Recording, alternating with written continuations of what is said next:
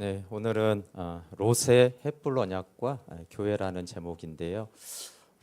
창세기의 시작은 우리에게 많은 것을 알려줍니다. 물론 이제 아담도 중요하고 당연히 아브라함이 중요하고 그 사이에 셋이 이제 아들을 낳고 에노스라고 하는데, 그러니까 성경은 우리를 에노스라고 하는 것이죠.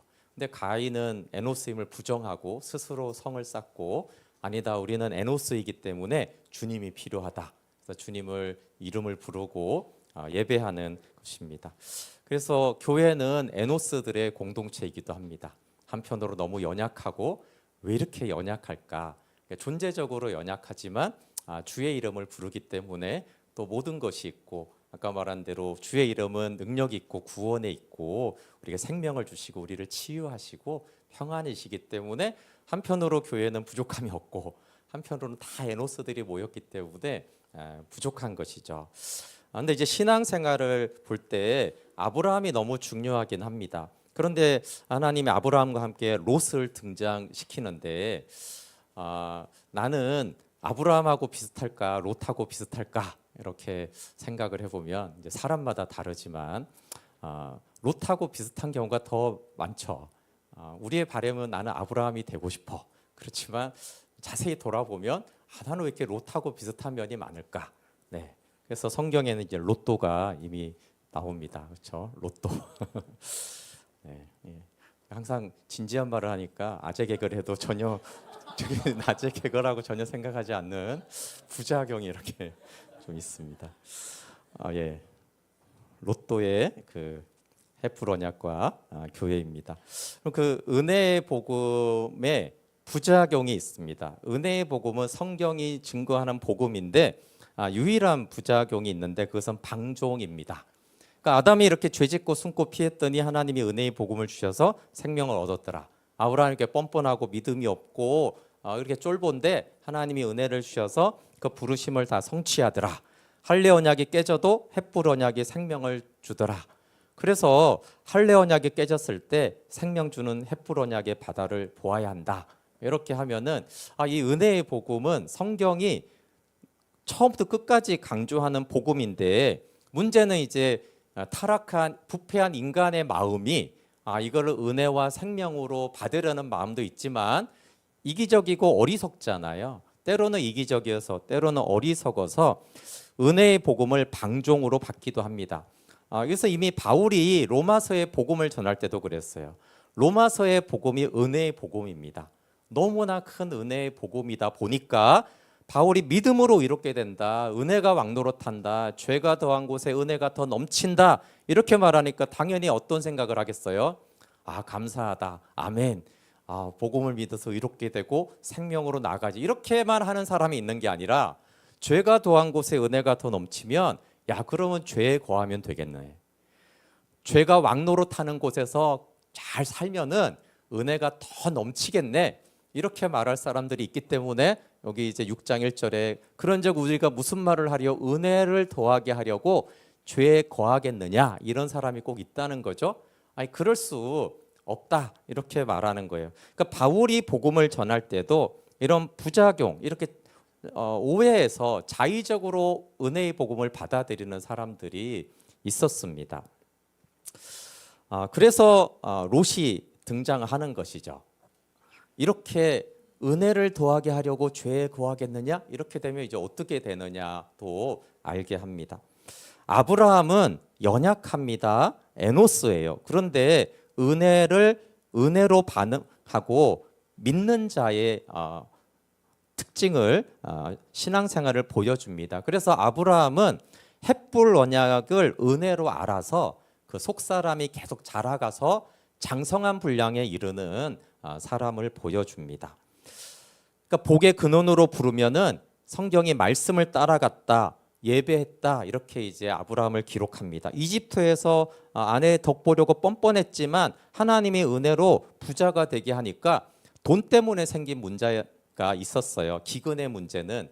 그런데 이제 롯에게 양보하거나 멜기세덱에게 11조를 드리거나 소돔 왕의 재물을 거절하는 것은 하나님의 은혜가 부어지고 나면 아브라함은 이 반응할 줄 알아요. 그리고 자기의 생각과 가치관을 바꿔버립니다.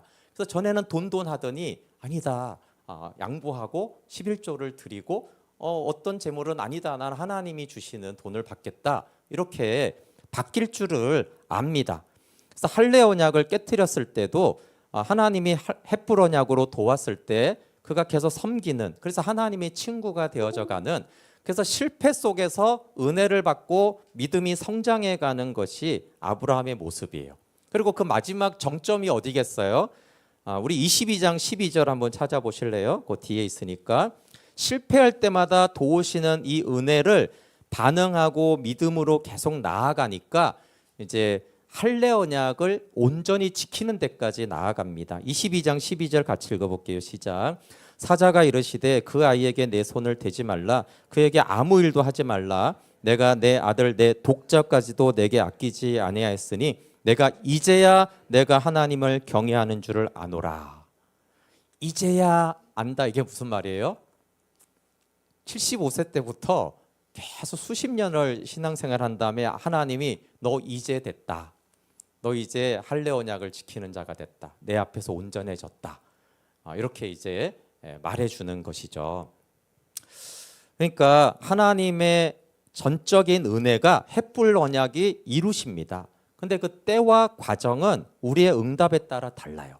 그래서 왜 가인과 아벨이 다르고 함과 셋이 다르고 또 믿음의 조상 중에서도 아브라함과 이삭과 야곱과 요셉의 때와 과정이 다 다릅니다. 이게 왜 다르냐 하면은 은혜에 대한 반응이 다른 거예요. 그 다름에 따라서 성취의 때가 다른 것이고 때로는 어긋나기도 하고 이렇게 하는 것입니다. 그런데 이제 아브라함과 다른 한 사람이 있는데 그게 은혜를 받고도 은혜에 반응하지 못하는 신자가 성도가 이제 롯이에요. 그럼 롯은 구원을 못 받냐? 아닙니다. 롯은 부끄러운 구원을 받습니다. 신약에도 영광스러운 구원을 받기도 하고 부끄러운 구원을 받기도 하는데 그래서 롯은 이 헷불 언약의 은혜 안에 있습니다. 그래서 이제 아브라함에게는 하나님이 당연히 구원자지만 롯의 입장에서는 아브라함은 예수 그리스도의 모형입니다. 그래서 사실 예수님의 역할을 아브라함이 롯에게 해줍니다. 그리고 또 아브라함은 롯의 입장에서는 교회 공동체와 믿음의 지체이기도 합니다. 왜냐하면 이제 아브라함을 통해서 롯에게 다 은혜가 흘러갑니다. 아브라함 때문에 하나님을 믿게 되고 그래서 하나님을 믿어서 의롭게 됩니다.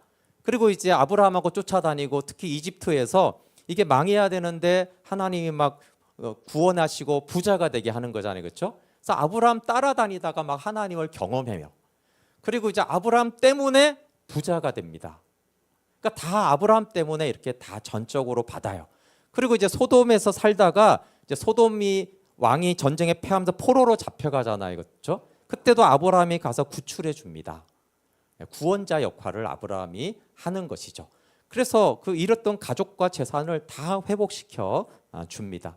그런데 이제 이런 롯의 신앙을 거듭난 세속주의라고 볼 수 있어요. 그러니까 거듭난 사람이긴 한데 신앙의 형태가 세속적입니다. 세속적이니까 이집트가 어떻게 보였어요? 에덴 동산처럼 보였어요. 그 화려한 문명, 그 부자됨 이런 것들이 에덴 동산처럼 보였어요. 그리고 이제 소돔 땅을 보니까 이제 소돔처럼 에덴 동산처럼 보여서 그렇게 떠났잖아요. 그래서 안타까운 것은 재물 때문에 아브라함을 떠났다는 거예요. 내가 복음 때문에 아브라함을 떠나야지 이런 게 아니라 재물을 더 얻고자 싶어서 아브라함을 떠난 것이 이제 롯의 세속적인 신앙의 선택을 그렇게 하는 거예요. 그래서 아브라함과 함께하는 유익을 롯이 알고 있습니다. 근데 아브라함과 함께하는 유익과 이 재산과 풍요의 유익이 있는데 롯이 거기서 재산과 풍요의 유익을 선택을 합니다. 그러니까 세속주의적인 선택을 하는 것이죠. 그러다가 소돔에 있다가 포로가 됩니다. 이때 첫 번째로 완전히 망하죠.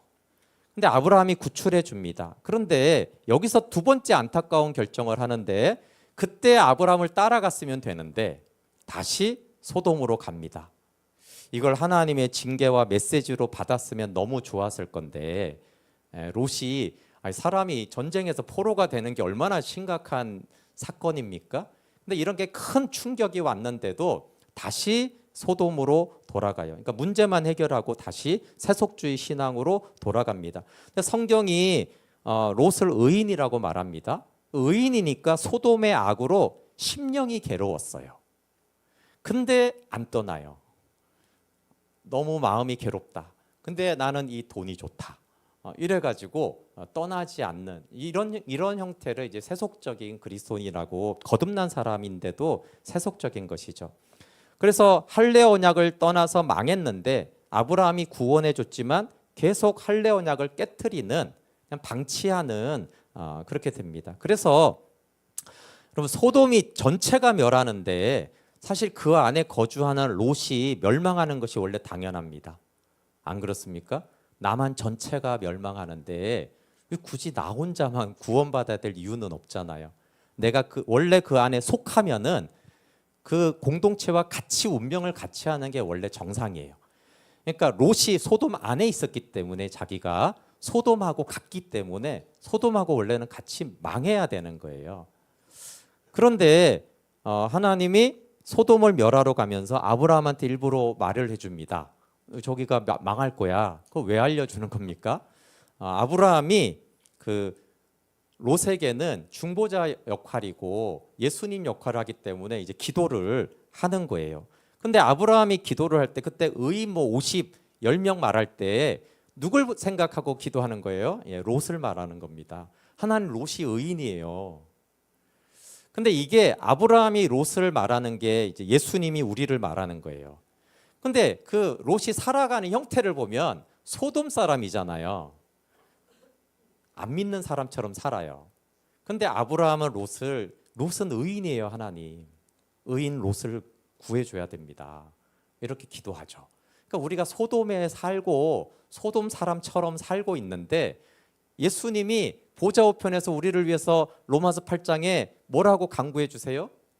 하나님, 쟤는 의인입니다. 의인을 구해줘야 됩니다.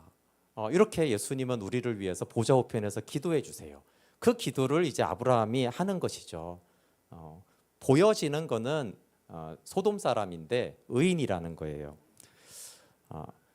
그리고 이제 소돔으로 두 천사가 갑니다. 천사들이 심판하기 위해서 소돔에 간 게 아닙니다. 그냥 어차피 불은 하늘에서 내려올 건데 심판하기 위해서 소돔에 간 것이 아니라 롯을 구하러 가는 거죠. 근데 롯을 어떻게 대우하냐면 당대의 의인 노아처럼 구원해냅니다. 네. 먼저 넘어갔군요. 근데 노아는 진짜 의인입니다. 말씀대로 방주를 짓고 의를 전파하는, 정말 온 세상이 멸망해도 노아는 구원받아야지라는 하나님의 은혜지만 그런 의인이었어요. 그런데 롯은 아니거든요. 그런데 이걸 비교를 해보면 하나님이 거의 똑같이 대우하십니다. 다 멸망하는데 노아와 그 가족만 구원하듯이 다 멸망하는 거기에서 롯하고 그 가족만을 구원해 내려고 합니다. 그러니까 의인이라는 이 신분 때문에 믿음의 질적 차이는 노아와 롯은 어마어마하게 차이가 납니다. 근데 하나님은 의인이기 때문에 똑같이 구원해 줍니다. 그래서 롯을 노아처럼 대해줬다라는 것이 헷불 언약이 말하는 메시지입니다. 엄청 다르지만 무조건적인 은혜로 롯을 구원해 줍니다. 근데 이제 구원하는 과정이 오늘 19장에 나오는데 이제 소돔의 악에 롯이 괴로우면서도 이제 적응이 돼 있잖아요. 그래서 이제 딸을 주겠다 이렇게 말하다가 오히려 공격당하고 이제 천사의 도움으로 건짐을 받는데, 그러니까 이제 천사가 이제 소돔이 멸망할 테니까 가족을 데리고 성 밖으로 나가서 구원받으라고 말을 합니다. 그러니까 이제 사위들한테 말을 했어요. 사위들한테 말을 한 걸 보면 롯이 믿습니다. 근데 롯이 지금까지 패턴이 또 작동하는데 하나님의 말씀을 롯은 믿습니다. 그런데 순종은 안 합니다.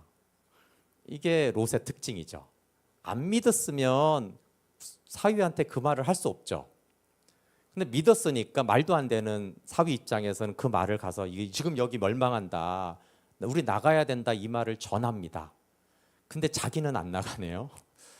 예, 우리의 그 역설을 잘 보여주죠. 믿는데 순종은 안 해. 믿는데 행하진 않아. 그 안 행하면 또 안 믿는 거냐? 그럼 또 안 믿는다고 하기에는 또 믿으니까 또 말을 하고 그렇게 생각을 해요. 그러니까 이제 그 롯이 그 애매한 형태를 계속 취하는 사람이고, 그거를 이제 성경은 꾸물거린다, 머뭇머뭇한다, 이렇게 표현을 합니다. 우리 14절, 19장 14절 한번 같이 읽어보겠습니다. 시작. 롯이 나가서 그 딸들과 결혼할 사위들에게 말하여 이르기를 여호와께서 이 상을 멸하실 터이니 너희는 일어나 이곳에서 떠나라되 그의 사위들은 농담으로 여겼더라. 네.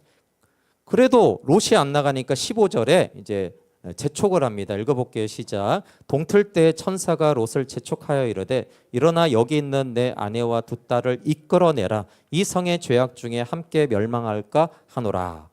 네. 그래도 꾸물거립니다. 왜 꾸물거릴까요? 계속 롯에는 뭐가 있어요? 하나님을 믿는 믿음이 있고 소돔의 재물이 있어요. 구원과 재물 사이에서 선택을 못하는 거예요. 그렇다고 구원 안 받겠다는 것도 아니고, 그렇다고 뭐 재물을 포기할 수도 없고. 엘리야 때 엘리야가 백성들에게 그 갈멜산에서 너 이거 어느 때까지 바알이든지 하나님 사이든지 왜 머뭇머뭇 하느냐라고 했는데, 지금까지 늘 풍요와 재산과 아브라함과 믿음 사이에서 늘 재물을 선택해 왔어요. 근데 이게 이제 습관이 된 거죠. 늘 이제 육신의 유익을 선택하던 습관이 있는데, 이제는 이게 멸망하는데, 멸망해서 구원을 받을까 했을 때 이 재물에 대한 이 세속주의 성공에 대한 집착이 너무 강하니까 알면서도 꾸물거리는 거예요.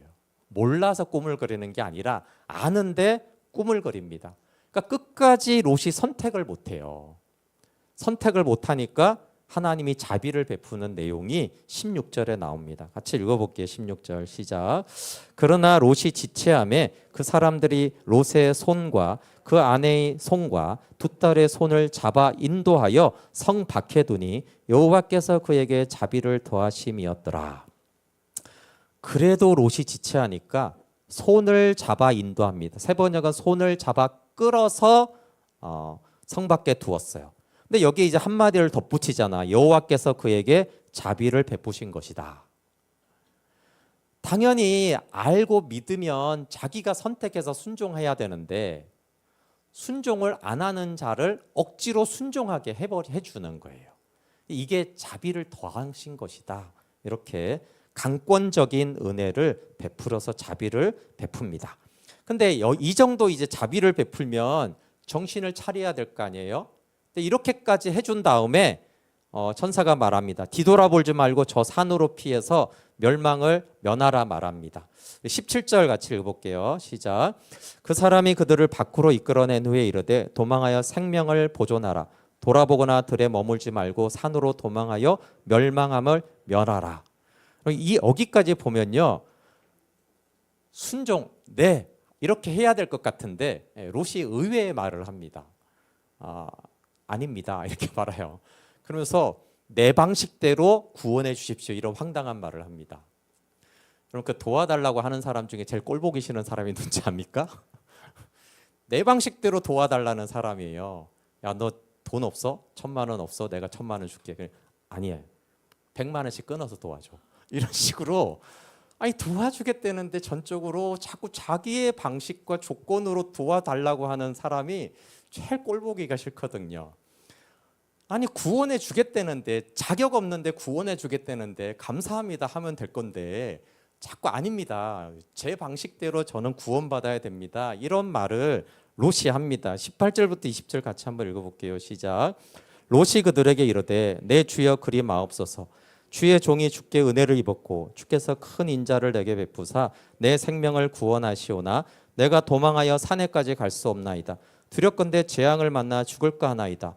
보소서 저 성읍은 도망하기에 가깝고 작기도 하오니 나를 그것으로 도망하게 하소서. 이는 작은 성읍이 아니니까 내 생명이 보존되리이다. 마치 이게 지금 재난 영화 상황과 비슷한 건데 할례 언약을 깨뜨렸고 세속적이고 자기가 자초해서 지금 멸망받게 되었는데 머뭇머뭇하건데 그걸 구해줬더니 또 뻔뻔하고 당돌하게 요구합니다. 하나님 방식대로 마시고요. 제 방식대로 저를 살려주십시오. 제 방식대로 은혜를 베풀어 주십시오. 이렇게 말하는데 놀랍게도 이 고집을 하나님이 받아줍니다. 21절 22절 읽어볼게요. 시작. 그가 그에게 이르되 내가 이 일에도 내 소원을 들었은즉 내가 말하는 그 성읍을 멸하지 아니하리니 그리로 속히 도망하라. 내가 거기 이르기까지는 내가 아무 일도 행할 수 없노라 하였더라. 그러므로 그 성읍 이름을 소알이라 불렀더라. 네, 지금 천사는 하나님의 이름으로 와서 전능자와 심판주로 온 거예요. 근데 네가 안전해질 때까지 네가 요구한 그 방식대로 될 때까지 내가 아무 일도 행할 수 없노라 그랬어요. 전능자가 할 수 없다라는 표현을 쓰는 것입니다. 무조건 너를 도와서 구원받게 해주겠다는 뜻이죠. 내가 전능한 능력, 전능자지만 아무것도 난 할 수 없어. 네가 구원받을 때까지 나는 심판을 할 수 없다라고 스스로 하나님의 능력과 심판의 권능을 제한하십니다. 왜 그렇습니까? 이것이 지난주 헷불 언약 때문입니다. 롯이 헷불 언약 안에 있어서 하나님이 내가 무조건 너의 이 불신앙과 이 고집과 이 말도 안 되는 것까지 내가 다 책임지기로 했기 때문에 내가 다 담당하고 해결해 줄게라고 하는 것입니다. 그래서 헷불 언약이 모든 연약함을 덮고 계속 도와주는 거예요. 그래서 이 롯을 보면은 죄가 더한 곳에 더욱 은혜가 넘치는 것을 스토리로 받을 수 있어요. 처음부터 순종했으면 이렇게까지 자비가 안 베풀어졌겠죠. 처음부터 나가라 그랬을 때 네 하고 저 산으로 갔으면 뭐 손을 잡아 끌고 뭐 네가 네 방식대로 해줄게. 너가 구원받지 않으면 나는 아무것도 이런 말이 없어요. 그래서 이 롯이 바로 죄를 점점 불순종을 더할수록 하나님의 은혜가 계속 넘치는 거예요. 그러면 아까 로마서에서 뭐라는 사람들이 생긴다고 그랬어요? 그럼 롯처럼 하면 되겠구나. 하나님 제 뜻대로 기도 응답해 주세요. 하나님 방식대로 말고 내 뜻대로 비전을 성취시켜 주세요. 내 뜻대로 소원을 들어주세요. 이런 사람이 꼭 생기겠죠. 그래서 롯을 통해서 가르쳐주는 메시지가 있는데 그것은 헷불 언약이 어디까지 롯을 구원하고 은혜 베푸는지를 보여주는 것입니다. 헷불 언약은 롯에게 일방적으로 베풀어집니다. 근데 롯의 할례 언약이라는 섬은 다 망가져 있어요. 근데 이 할례 언약의 섬에는 하나님이 일방적으로 꽃과 열매를 맺어주지 않습니다. 할례 언약의 섬에는 롯에게 맡겨진 거예요. 그래서 롯이 세속적인 신앙으로 이 할례 언약을 가꿨기 때문에 이 섬에는 꽃과 열매가 전혀 없습니다. 계속 나오죠. 사위들이 롯의 말을 농담처럼 여겨요. 안 믿는다라고 하면 되는데 농담처럼 여겼다라는 말에는 롯의 열매가 없다라는 걸 보여주는 표현이고, 뒤에 나오지만 아내가 소금 기둥이 되잖아요. 그리고 딸들이 아버지하고 동침을 해요. 이 황량하죠. 이 할례 언약의 섬은 바다라는 헷불 언약은 하나님이 일방적으로 계속 이루어주고 있지만 롯의 이 할례 언약의 신앙의 꽃과 열매가 피어야 될 이 섬은 너무나 황량해요. 그래서 헷불 언약이 이렇게 계속 베풀어지고 있는데 롯이 할례 언약을 계속 무시합니다. 끝까지 무시합니다. 그 결과가 어떻게 됩니까? 26절이에요. 롯의 아내는 뒤를 돌아보았으므로 소금 기둥이 되었더라. 자, 할례 언약이 전적으로 모든 걸 덮어준다고 해서 모든 것이 행복하고 형통하고 기쁘게 되느냐? 그렇지 않습니다. 이 부분이 너무 안타까운 거예요. 이제 여기서부터 할례 언약을 너무 지나치게 지속 반복적으로 깨트리고 무시하고 아닙니다 하고 의심할 때 그때 그의 아내가 소금 기둥이 됩니다. 이것은 아내만 불행한 게 아니라 이걸 롯이 보고 충격을 받은 것 같아요. 뒤의 모습을 보면 그때까지는 뭐 내가 불순종해도 도와주고 뭐 이렇게 해도 도와주고 저렇게 해도 구원해주고 하니까 세속주의든 뭐 재물이든 요구하든 이러고 별 정신없이 있다가 이게 소금 기둥이 된 게 롯에게는 첫 번째 이제 충격이 됩니다. 그래서 지금 이 소금 기둥이 된 다음에 아내가 롯이 헷불 언약과 할례 언약 사이에 서 있는 거예요.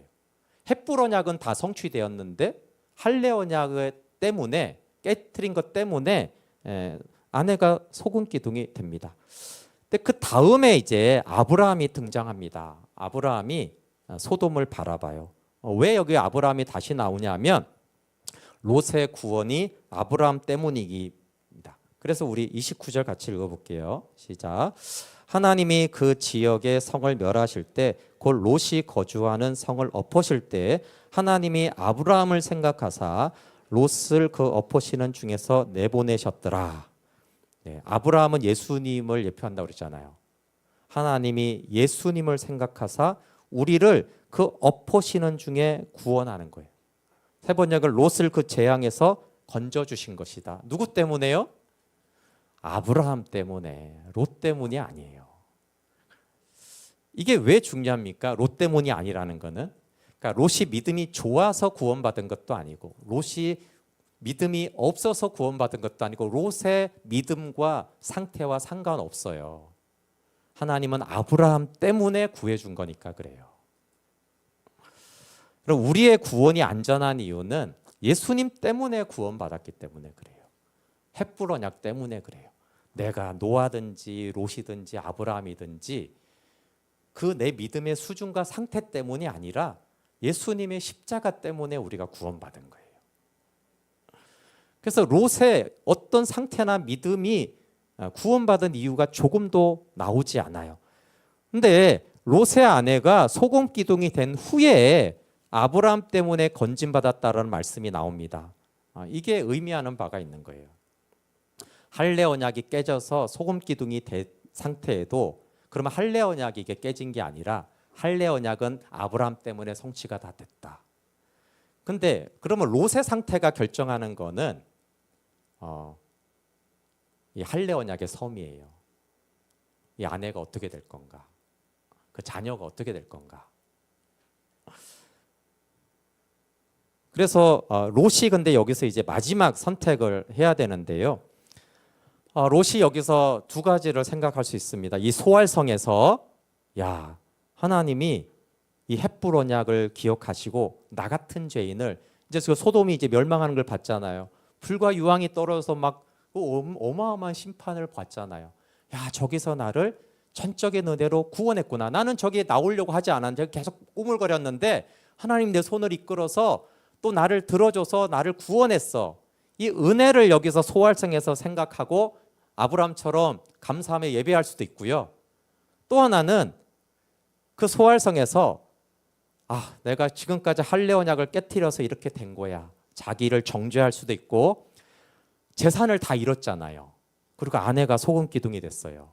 그 이런 것들을 생각하면서 낙심하고 두려워하고 있을까? 사실 이 소활성에서 두 가지를 할 수 있어요. 결국은 은혜를 생각할까? 잃어버린 것을 가지고 낙심하고 정죄감에 휘둘릴까라고 두 가지를 여기서 할 수 있었는데 롯이 어떤 걸 했냐면은 은혜에 반응하는 대신에 굴로 숨어 들어갑니다. 즉 자기 정죄와 두려움과 이 불안에 이제 휩싸였다라는 것을 알 수 있어요. 19장 30절 같이 읽어볼게요. 시작. 롯이 소알에 거주하기를 두려워하여 두 딸과 함께 소알에서 나와 산에 올라가 거주하되 그 두 딸과 함께 굴에 거주하였더니 세 번역은 산으로 들어가서 숨어서 살았다 이렇게 말하고 숨어서 살았다는 것을 개역개정은 굴에 들어갔다 이렇게 말을 합니다. 하나님의 은혜는 우리에게 생명과 평안을 주고요. 실패는 우리에게 두려움을 줍니다. 근데 롯은 두려움에 사로잡혔다고 돼 있어요. 그러니까 놀라운 햇불 언약의 은혜가 베풀어졌는데 은혜가 망각이 됐어요. 그 순간에만 있지 그 순간만 지나면 은혜는 사라지고 소돔은 멸망했고 재산은 잃었고 아내도 없는 이 두려움, 난 이제 어떻게 살아, 이 두려움에 사로잡혀서 근데 선택을 숨어 삽니다. 그래서 롯이 일생에서 실수를 많이 합니다. 잘못된 선택을. 근데 이 선택이 최고 최대의 실수고 잘못이에요. 숨어 산 거. 숨어 사는 것이 제일 안타깝습니다. 이 내용을 보면 아브라함은 롯을 생각했어요. 기도했죠. 근데 롯은 아브라함을 생각하지 않아요. 하나님은 그 망나니 롯을 생각해서 천사를 보내 구원해 줘요. 근데 롯은 소알 속에서 하나님을 생각하지 않습니다. 일방적으로 아브라함과 하나님 편에서 롯을 생각하고 기도하고 건져내지 롯은 아브라함에게 관심이 없고 하나님에게 관심이 없어요. 왜 나를 끌어냈지? 그 생각을 하지 않습니다. 자기 생각만 해요. 그게 자기 잘못을 생각했는지 잃어버린 것을 생각했는지 모르지만 어쨌든 그는 아브라함을 찾아가지 않고 숨어 삽니다. 하나님을 예배하거나 감사하지 않고 동굴로 숨어 들어갑니다. 두렵다, 떠나다, 숨어서 살았다는 것이 뭘 말합니까? 물리적인 고립만이 아니라 영적인 고립을 말하잖아요. 아브라함과 하나님으로부터 고립된 곳을 선택해서 내가 스스로 들어갑니다. 그리고 이 고립은 순간적이지 않고 지속적입니다. 이게 롯의 평생의 가장 잘못된 선택이에요. 이게 지속적인 걸 어떻게 알 수 있냐면 딸들의 행동을 통해서 알 수 있어요. 물론 이게 고대 시대고 우리는 어떻게 딸들이 그렇게 동침하고 할 수 있지만 어쨌든 그 상황에서 알 수 있는 거는 잠시 굴에 숨었다가 다시 성읍이 있는 데로 가거나 아브라함을 찾아가면 딸들이 이런 생각을 안 합니다. 근데 아버지를 봤더니 어때요? 아버지는 평생 동굴에서 살 사람이에요. 그럼 가장을 떠날 수 없거든. 그럼 딸들도 평생 동굴에 숨어 살아야 돼. 그래서 우리는 결혼하는 게 불가능해. 그러니까 아버지의 행태를 보니까 그 시대에는 또 이제 자녀가 있어야 되고 그러니까 이상한 방식으로 자녀를 얻고자 하는 것이에요. 그래서 이 딸들이 어떻게 이렇게 하냐 이렇게 볼 수도 있습니다. 근데 롯이 동굴에 살고 지속적으로 살고 딸들이 보기에는 우리 아버지는 죽을 때까지 이 동굴에 살다가 죽을 것 같아. 그러면 우리는 그때까지 여기 같이 있어야 되는데 그걸 우리도 늙을 거야. 그래서 롯이 자초한 불행입니다. 그래서 모압과 암몬을 낳습니다. 그러니까 햇불 언약이 롯을 어떻게 구원하는지도 보여주면서 할례 언약을 끝까지 방치할 때 겪게 되는 비참함을 롯을 통해서 보여주는 거예요. 그러니까 은혜를 더하게 하려고 죄에 거하면 되겠네. 그럼 우리 더 죄 지으면 은혜가 더 커지겠네. 그거에 대해서 롯을 통해서 대답해 주는 것입니다. 롯이 계속 어디에 머물리냐면 로마서 7장 오라 나는 공고한 사람이로다. 이 사망의 몸에서 누가 나를 건져내랴. 여기를 아주 그냥 거주지로 삼아버렸어요. 나는 평생 공고하게 살랜다. 아무도 나를 건져낼 수는 없어. 이 말이 감정적으로는 맞는데 틀리죠. 왜 틀려요? 좀 전에 소돔에서 하나님이 은혜로 건져내 줬잖아요. 아브라함을 생각하사 건져내 줬는데 누가 나를 건져내랴 계속 그러고 있는 거예요. 스스로. 하나님은 건져냈고 또 건져내시려고 하고 건져내실 수 있는데 누가 나를 건져내랴 하고 나는 동굴에 살란다. 이게 이제 할례 언약을 깨트리며 스스로 선택하는 모습입니다. 롯은 공감은 됩니다. 근데 이게 동의는 되지 않습니다. 그럼 이해는 되지 않습니까? 모든 것을 잃은 비참함, 소금 기둥이 된 아내로 받은 충격, 소돔이 멸망하는 것을 본 두려움, 이것 때문에 나는 숨어들고 싶다. 아브라함한테 쉽게 가지진 않죠. 제가 예전에 하사모라고 이제 노숙자분들을 좀 섬길 때 그 한 노숙자분이 어떻게 노숙자가 됐는지를 이렇게 설명해 주는 게 비슷해요. 이분이 이제 사업을 하다가 이제 망했습니다. 망하니까 아무것도 없고 결국 이제 고향에 이제 부모님 있는데 외에는 이제 어떻게 밥 먹고 살기도 힘드니까 거기를 가려고 고속터미널을 갔대요. 그래서 이제 표를 끊었는데 갈 수가 없더래요.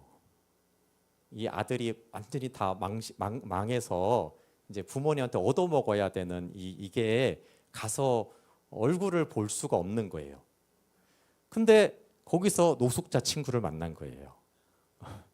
노숙자 세계가 있습니다. 어떻게 밥을 먹고 어떻게 자야 되는지 그 방법들이 있거든요.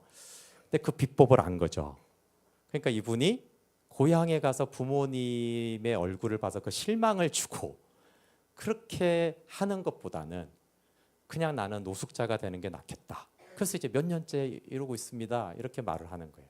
이해는 되잖아요, 그렇죠? 도저히 더 이상 어떻게 내 삶은 영위할 수가 없고 그렇다고 이 부끄러운 모습을 보이고 실망시킬 수는 없어서 그냥 이렇게 나는 산다라고 사실 그분이 동굴로 좀 숨어던 거죠. 그러니까 너무 이해는 너무 잘 됩니다. 참 공감은 되지만 동의는 되지 않아요. 이해는 되지만 그렇게 해서는 안 되는 거죠. 내가 할례 언약을 깨트려서 생긴 문제야. 내가 아브라함을 떠날 때부터 내가 지속적으로 믿음이 있는데도 계속해서 세속주의적인 선택을 해서 이렇게 된 거야라고 자기 자신이 한 걸 인정했어야 됩니다. 그리고 멸망해야 될 나를 좀 전까지 손을 잡아 이끌어준 그 불유황구덩이에서 나를 건져내신 그 은혜를 생각했어야 돼요. 그리고 내가 포로됐을 때 나를 구출해 준 그 아브라함을 생각했어야 돼요. 그렇죠? 그러니까 비참한 건 맞죠. 어떻게 이 상황에서 안 비참하겠어요. 너무 비참하고 그렇지만 그래도 나한테는 아브라함이 있어서 감사하고 그래도 나 같은 걸 거기서 저 멸망의 유황불에서 나를 꺼지며 주신 하나님의 은혜가 감사하다. 우울한 채로 감사해야 되는 거예요. 기뻐하라는 것이 아닙니다. 롯이 어떻게 여기서 감사할 수 있습니까? 기뻐할 수 있습니까? 우울하죠. 비참하죠. 하나님 근데 너무 비참한데 감사합니다. 저 아내가 소금기둥 되는 거 보고 충격받았지만 그래도 하나님의 은혜는 이 죄인에게 베풀어졌습니다. 굴 속에서 은혜와 아브라함을 생각했어야 돼요. 이런 그 고백이 로마서 7장 25절이에요. 그래서 이 고백은 너무나 중요한 고백이에요. 비참하고 계속된 불신적인 선택을 해서 망하고 실패하고 공고한 사람들에게 있어서 너무너무 중요한 고백이에요. 같이 읽어볼게요. 시작. 우리 주 예수 그리스도로 말미암아 하나님께 감사하리로다. 그런즉 내 자신이 마음으로는 하나님의 법을 육신으로는 죄의 법을 섬기노라. 이 뒤에가 뭡니까? 비참하다란 말이에요. 비참하다. 비참한데 나는 예수님 때문에 감사하겠다. 이게 이 굴에서 롯이 했어야 되는 기도예요. 공고한 자와 비참한 자가 반드시 이렇게 감사해야만 합니다. 그래야만 8장으로 로마서 8장으로 넘어갈 수가 있어요. 이 25절에 감사가 고백이 없으면 영원히 로마서 10장에서 이 사망한 몸에서 누가 나를 건져내랴. 근데 롯은 그걸 계속 하겠다라는 거예요. 거기서 안 나오겠다라고 스스로 결정하고 그걸 딸들이 본 거예요. 소망이 없죠. 그런 아버지에게. 믿음은 있어 아버지가. 근데 그런 믿음의 아버지한테 딸들이 전혀 소망을 볼 수가 없었어요. 근데 비참하고 우울증에 걸려서라도 감사하고 있으면 딸들이 거기서 소망을 봅니다. 그리고 하나님이 거기서 건져 나오게 하실 텐데 스스로 선택을 한 것이죠.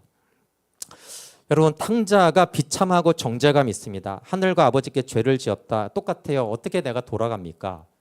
근데 탕자가 어떻게 돌아갑니까? 양식 때문에 돌아갑니다.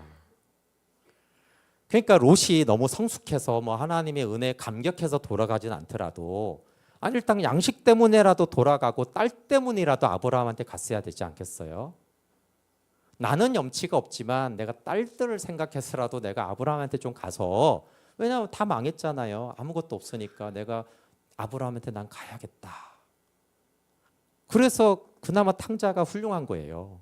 영원히 돼지지업 열매를 먹고 살아야지 이렇게 하지 않고 어찌됐거나 양식 때문이라도 나는 좀 배가 고파서라도 아버지께 좀 가야겠다. 그리고 발걸음을 옮겼잖아요. 그렇게 롯이 그 동굴을 나왔어야 돼요. 기뻐서 나오는 게 아니라 우울하고 터벅터벅 가기 싫지만 그래도 내가 양식과 딸들 때문에 아브라함한테 한 걸음 한 걸음 갔으면, 롯을 위해 기도했던 그 아브라함이 아버지예요. 그렇잖아요. 의인이다. 그 못난 롯을 의인이다 기도해 주잖아요. 그럼 기도하던 아브라함이 저쪽 소돔이 멸망한 걸 봤는데 그쪽에서 롯이 오고 있어. 아버지처럼 달려가서 롯을 안아주죠. 그래서 송아지를 분명히 잡았을 거예요. 근데 롯이 그걸 안 하네요. 그러면 롯이 마지막에 어떻게 되느냐? 너무너무 비참하잖아요. 근데 이렇게 숨어 살면서 모압과 암몬을 낳은 롯에 대한 신약의 평가가 놀랍습니다. 신약에서 어떻게 말하는지가 굉장히 중요한데, 베드로후서 2장 7절에 무법한 자들의 음란한 행실로 말미암아 고통당하는 의로운 롯을 건지셨으니. 근데 이 못난 롯에 대해서 성경은 롯은 그래도 의인이다, 그래도 구원받았다, 두 가지를 말해줘요. 네, 이게 롯의 헷불 언약입니다. 롯의 어떠함과 상관없이 아브라함과 하나님 때문에 구원받았기 때문입니다. 그리고 우리가 알듯이 이게 너무 이제 모압과 암몬의 탄생은 너무나 수치스러운 족보잖아요. 근데 룻이 모압 여인입니다. 룻을 통해서 예수 그리스도가 오시죠. 룻기가 써여집니다. 그러니까 하나님의 은혜가 참 놀랍습니다. 야, 이 룻 같은 것들은 싹 이런 쪽은 이제 믿음의 계보에서 구원에 좀 빠져야지 이렇게 하지 않으세요. 제가 이제 롯의 헷불 언약과 교회라고 했는데, 여러분 그래서 헷불 언약이 전적인 은혜지만 교회가 필요합니다. 롯의 시작은 아브라함을 떠나면서부터 영적 고립이 시작이 됐어요. 근데 아브라함처럼 홀로서는 믿음이 있으면 괜찮은데, 홀로서는 믿음이 없는데 아브라함을 떠났어요. 홀로 예배하지 못하면서 홀로 신앙생활을 하면서 소돔에서 괴로워한 거예요. 그래서 겨우 구원을 받았습니다. 그래서 마지막까지 아브라함을 찾아가지 않은 것이 최대의 잘못된 선택이라고 했잖아요. 그리고 왜 그러면 아브라함을 찾아가야 됩니까? 한마디로 믿음이 없으니까 그래요. 믿어서 의롭게 되었지만 믿음이 없어요. 믿음이 없으니까 스스로 롯은 여호와를 위하여 제단을 쌓고 주의 이름을 불렀더라가 전혀 없는 사람이에요. 그러면 어떻게 해야 돼요? 그렇게 하는 아브라함 옆에서 꼽살이 껴서 아브라함이 주의 이름 부를 때 같이 주의 이름 부르고, 아브라함이 쌓아놓은 제단을 자기가 이용해서 거기서 주의 이름을 불렀어야 되는 거예요. 그 두려움이 변하여 기도가 되었고라는 찬송이 있잖아요. 소활성에서 너무 두려웠어요. 근데 롯은 두려움이 변해서 기도가 되지 않는 사람이에요.